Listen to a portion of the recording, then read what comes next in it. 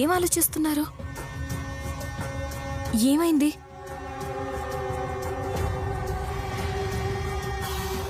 ఈరోజు మళ్ళీ నిశ్చితార్థం అంట.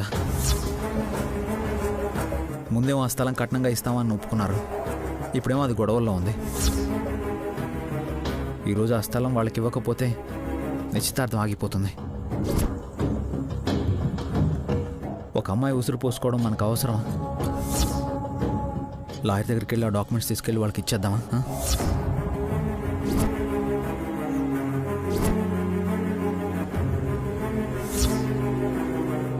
నిశ్చితార్థం అంటే మావయ్య గారు కూడా అక్కడే ఉంటారు. దేవుడా, ఇప్పుడు ఆయన అక్కడికి వెళ్తే ఏమన్నా ఉందా? ఏమంటావు? మధు గారు, ఏం మాట్లాడుతున్నారు మీరు? డాక్యుమెంట్స్ ఇచ్చేయడం ఏంటి? చెప్తున్నాం కదా మృదుల, ఒక ఆడపిల్ల జీవితం అక్కడ. కేవలం ఒక ప్రాపర్టీ కోసం ఆ అమ్మాయి జీవితాన్ని బలి తీసుకుంటావా? నేను అమ్మతో మాట్లాడి ఒప్పిస్తాను. అయ్యో వద్దు మధు గారు. ఆల్రెడీ అత్తయ్య ఈ విషయం గురించి ఎవరిని ఏమీ మాట్లాడొద్దని గట్టిగా వార్నింగ్ ఇచ్చారు. ఇప్పుడు మీరు వెళ్ళి అడిగితే కథ మళ్ళీ మొదటికి వస్తుంది. వద్దు మధు గారు, ప్లీజ్. ఏం కాదు మృదుల, అమ్మకు అర్థమయ్యేలా చెప్తే తప్పకుండా వింటుంది. నేను మాట్లాడతాను కదా. అరే, తను ఫోన్ చేసి అలా ఏడుస్తుంటే నా కళ్ళ ముందుకు వచ్చి ఏడుస్తున్నట్టు అనిపించింది మృదుల. పొరపాటున జరగకూడదు ఏదైనా జరిగితే ఆ బాధ జీవితాంతం మనల్ని వెంటాడుతూనే ఉంటుంది మృదుల. ఆయన ఎవరు ఆలోచించట్లేదు, కానీ తప్పు మన వైపు కూడా ఉంది కదా. మన డాక్యుమెంట్స్ ఎలా బయటికి వెళ్ళాయి? మనకు తెలియకుండానే మన సంతకాలు ఎలా ఉన్నాయి? ఇదంతా మన ప్రమేయం లేకుండానే జరుగుండొచ్చు, కానీ అక్కడున్నది నిజం. చట్టమైనా న్యాయమైనా అదే చూస్తుంది. చివరికి అది మన మెడకే చుట్టుకునే అవకాశం ఉంది మృదుల. నానే దోషిలా తలదించుకోవాల్సి వస్తుంది. అర్థం చేసుకో. ఆ స్థలాన్ని మనం వదులుకోవడమే ఈ సమస్యకి పరిష్కారం. మధు గారు, మీరు వెళ్తే గొడవలు అవుతాయండి. సమస్యను పరిష్కరించడానికి వెళ్తాను అంటుంటే గొడవలు అవుతాయంటావేంటి? పోనీ నీకంత భయంగా ఉంటే నువ్వు కూడా నాతో రా. నేను చెప్పేది మధు గారు, మధు గారు. భగవంతుడా, పొద్దుటి నుంచి మావయ్య గారు కనిపించట్లేదంటే అక్కడే ఉండుంటారు. ఇప్పుడు ఈయన అక్కడికి వెళ్తే మావయ్య గారిని చూస్తే ఇంకంతే.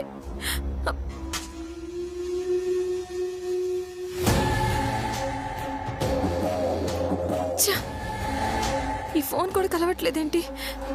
ఏం చేయాలి?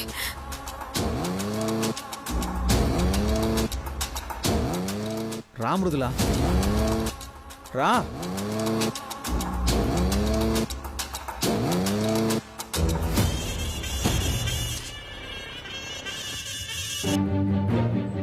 నమస్కారం లాయర్ గారు. హాయ్ మధు, ఏంటి ఇలా వచ్చారు? కూర్చోండి. కూర్చో మృదుల. అమ్మగారు రాలేదా? అమ్మ ల్యాండ్ దగ్గరికి వెళ్ళారు. అక్కడ చూసుకొని ఇక్కడికి వస్తా అన్నారు. మనం కేసు ఫైల్ చేశాం కదా, కంప్లీట్ ప్రాసెస్ అయ్యాక చెప్తా అన్నారు కదా. ఆ పేపర్స్ ఇవ్వండి. ఎందుకు మధు? మరి అమ్మగారికి తెలిస్తే? అమ్మతో నేను మాట్లాడతాను. ముందు మీరు పేపర్స్ ఇవ్వండి. అయినా ఈ గొడవలు కొట్టుకోవడాలు వద్దండి. ఓ పక్క ఆడపిల్ల జీవితం, ఇంకో పక్క ఈ ల్యాండ్ గొడవలు. నా మనసు చెప్తోంది ఒక ఆడపిల్ల జీవితం కోసం ఈ ల్యాండ్ వదులుకున్నా తప్పు కాదని. అది కాదు మధు. ప్లీజ్ ఇవ్వండి. మధు గారు,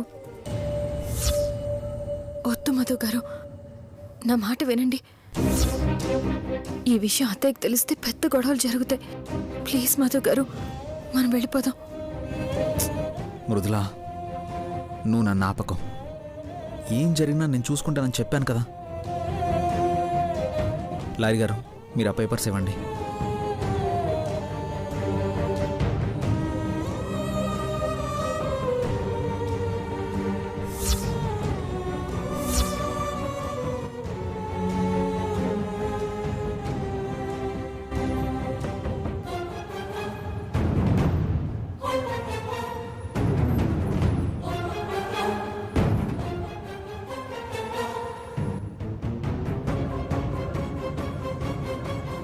థ్యాంక్స్ అండి. మృదుల, నువ్వు ఈ పేపర్స్ గురించి అమ్మకి ఏం చెప్పుకో. అంతా క్లియర్ అయ్యాక నేనే చెప్తాను, ఓకేనా? Thank you sir. పద మృదుల.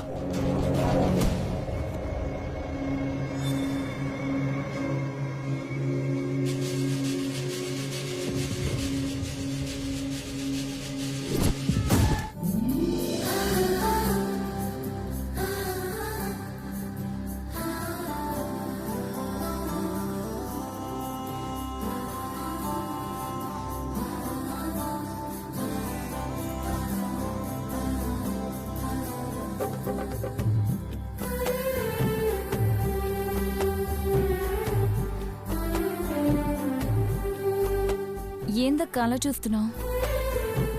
చందమామలా అందంగా ఉన్నావు. నా దిష్టి తగిలేలా ఉంది.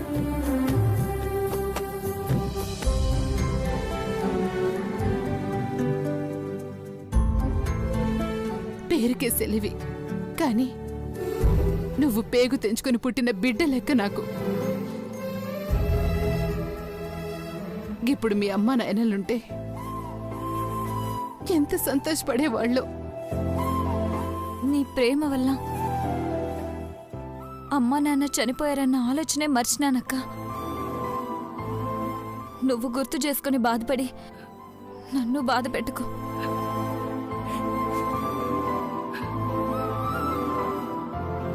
గా దేవుడు ఒకళ్ళని దూరం చేస్తే మన జీవితంలోకి మరొకరిని పంపిస్తాడంటారే.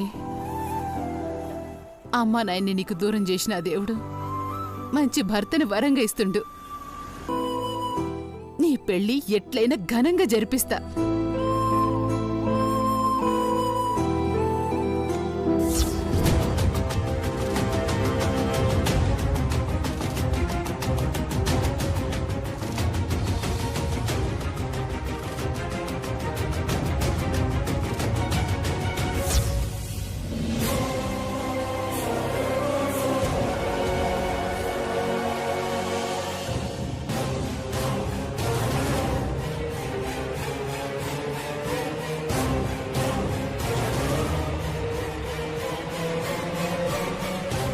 ఎందుకంత కంగారుగా ఉన్నావు?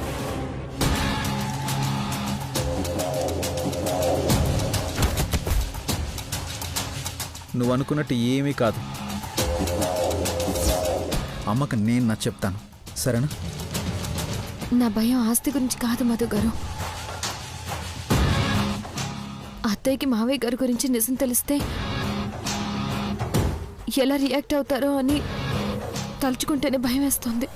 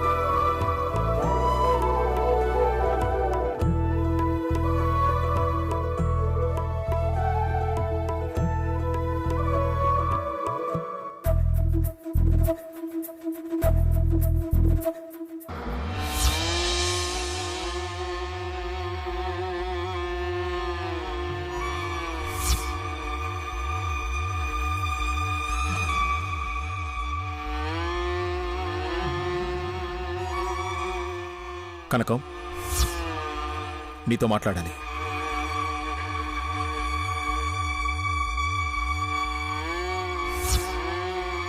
దేని గురించి? ల్యాండ్ గురించి. ఇంకా మాట్లాడుడేంది? నా మాట విను కనకం. ఆ ల్యాండ్ గురించి వదిలే. కావాలంటే ఆ ల్యాండ్ ఎంత వాల్యూ చేస్తుందో అంత డబ్బు ఇస్తాను.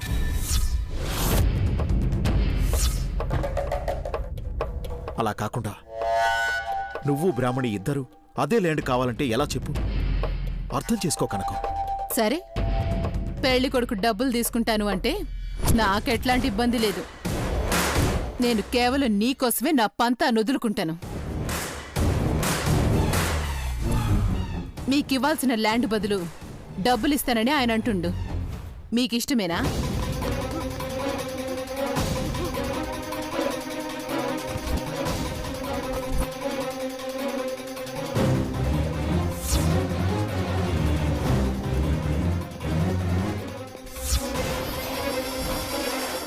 ఆహా, చెప్పు బాబు, అడిగేది నిన్నే.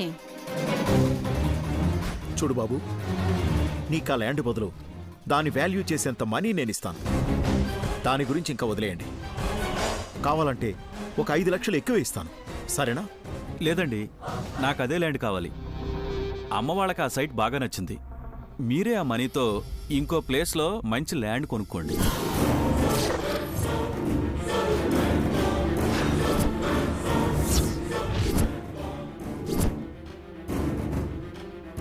అది కాదు బాబు, అర్థం చేసుకో. కనకం గారు, ఏంటండి ఇది? మీరు చెప్పిందేంటి, ఇప్పుడు చేస్తుందేంటి? మీరు ఆ ల్యాండ్ ఇవ్వలేనని చెప్పండి, నేనిప్పుడే ఇక్కడి నుంచి వెళ్ళిపోతాను.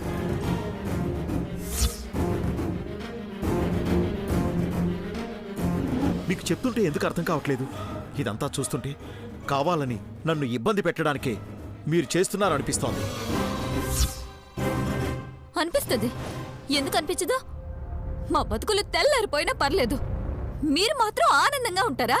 ఇదెక్కడ న్యాయం పెద్దాయనా?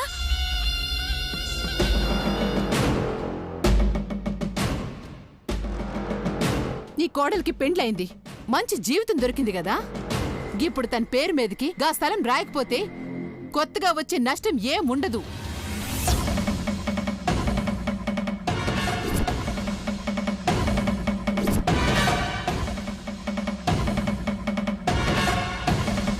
కానీ ఇప్పుడే నా చెల్లి కొత్త జీవితం మొదలు పెడుతోంది. దానికి ఎట్లా అడ్డుపడాలనిపిస్తుంది మీకు? మళ్ళీ జీవితానికి అడ్డుపడాలని కాదు నేను అడుగుతోంది. బ్రాహ్మణి తన కోడలికివ్వడానికి ఆ స్థలం కొనింది. ఇప్పుడు ఆ స్థలం గురించి గొడవలు ఎందుకు అని చెప్పడానికి వచ్చాను. గీ మాట నాకు చెప్పి నన్ను మాయ చేయాలని చూస్తావెందుకు?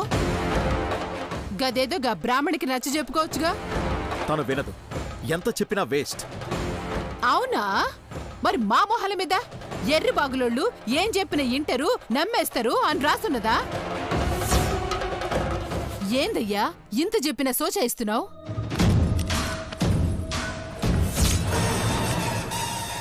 పదవే మళ్ళీ ఏడైనా దూకి సద్దాం. పెద్దమ్మ పెద్దనాయన్ని మనకి దూరం చేసి ఆ దేవుడు మనకి అన్యాయం చేసిండు. గా బాధను మర్చిపోయేలోపు గీనొచ్చి నీకు జీవితమే లేకుండా చేయాలని చూస్తుండే.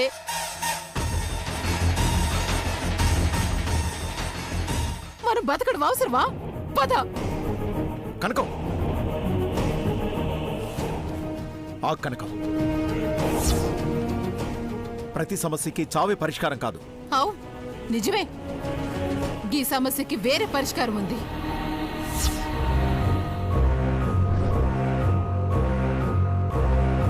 గా ల్యాండ్ మల్లికివ్వడం.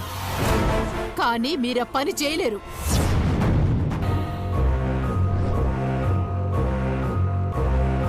గా ల్యాండ్ మల్లికివ్వడం. కానీ మీరా పని చేయలేరు. అందుకే బతుకు మీదున్న బాధని భయాన్ని ధైర్యంగా అర్థం చేసుకునికి చావడానికి పోతున్నాం.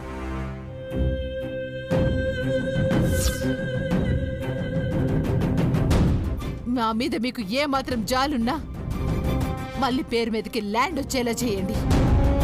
గట్ల చేస్తానని మాటివ్వు.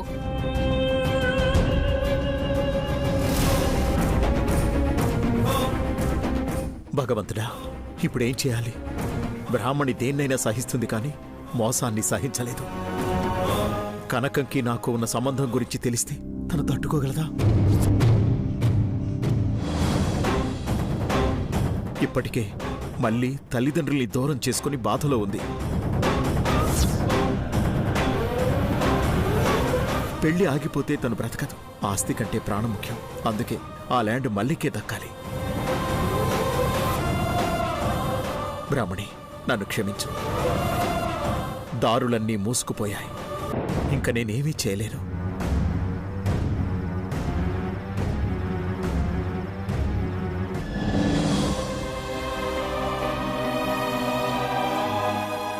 సరే, మాటిస్తున్నాను. ఆ ల్యాండ్ మల్లికే వచ్చేలా చేస్తాను. నీ మాట మీద నాకు నమ్మకం ఉంది. గా నమ్మకాన్ని నువ్వు మళ్ళీ నిశ్చితార్థమయ్యేలోపు గదే పెండ్లి కొడుకు మల్లి చేతికి నిశ్చితార్థ పొంగురం తొడిగే లోపు గా ల్యాండ్ మాదయ్యుండాలే. అర్థమైందా? ఇప్పటికిప్పుడా? అవు. గీ నిశ్చితార్థమయ్యాక పొర్రపాటున నువ్వు ల్యాండ్ ఇవ్వడం కుదరదు అన్నావంటే నా సెల్లి జీవితం ఏమవ్వాలి? నీకు 2 గంటలే టైం ఉంది.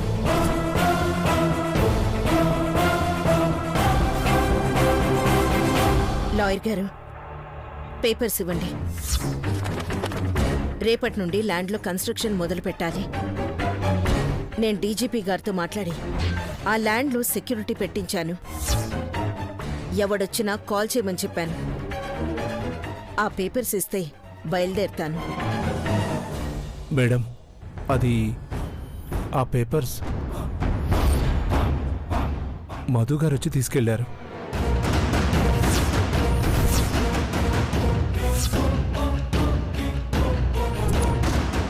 మీకేమైనా పిచ్చి పట్టిందా? మధు తీసుకెళ్ళడం ఏంటి? ల్యాండ్ కోసం ఆడపిల్ల జీవితం నాశనం కాకూడదని పేపర్స్ తీసుకెళ్లారు మేడం. పేపర్స్ తీసుకుని ఎక్కడికి వెళ్ళుంటాడు? ఇంకెక్కడుంటాడు? ఆ పేపర్స్ తీసుకొని దానింటికి వెళ్ళుంటాడత్తా.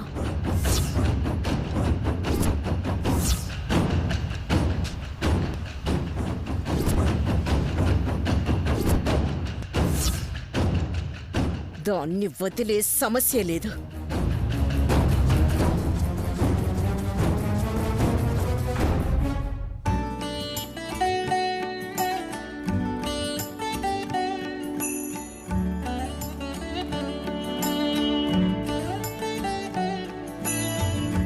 కూర్చొని ఆయన, రాహుకాలం వచ్చేస్తుంది.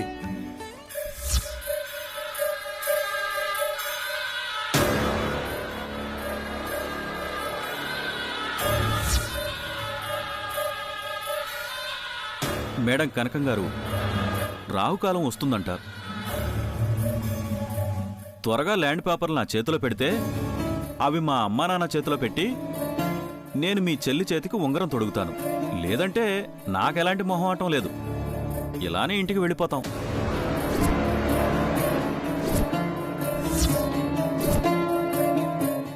అయ్యో, గంత మాట ఎందుకు బాబు?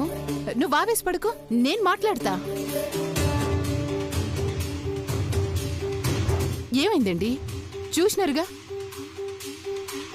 ఏమంటుండ్రో. ఇప్పుడేం చేద్దాం? కనకం, బ్రాహ్మణి దగ్గర నుంచి ఇప్పటికిప్పుడు డాక్యుమెంట్స్ తెచ్చి ఇవ్వడం కానీ మల్లి పేరు మీద మార్చడం కానీ గంటలోనూ 1 రోజులోనూ జరిగే పని కాదు. నాకు కొంచెం టైం కావాలి. ఎన్ని రోజులు?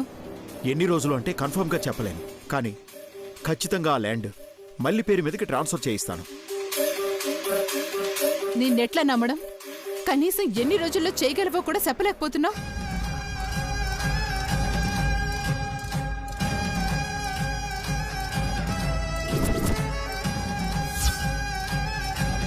సర్లే, గట్లయితే పని చేయి. రే తమ్ముడు, అక్క. పోయి గా ఖాళీ డాక్యుమెంట్ పేపర్స్ ఉన్నాయిగా, గవట్రా. అలాగే అక్క.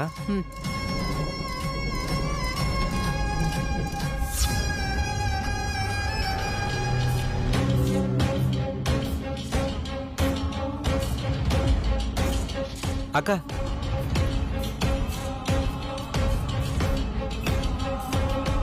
ఈ పేపర్లలో 1 రోజుల్లో బ్రాహ్మణికి చెందిన ల్యాండ్ తిరిగిస్తానని, అట్లా ఇవ్వలేని పక్షంలో కనకం ఏం చెప్తే అది చేయనీకి నే సిద్ధమే అని రాసి సంతకం పెట్టు.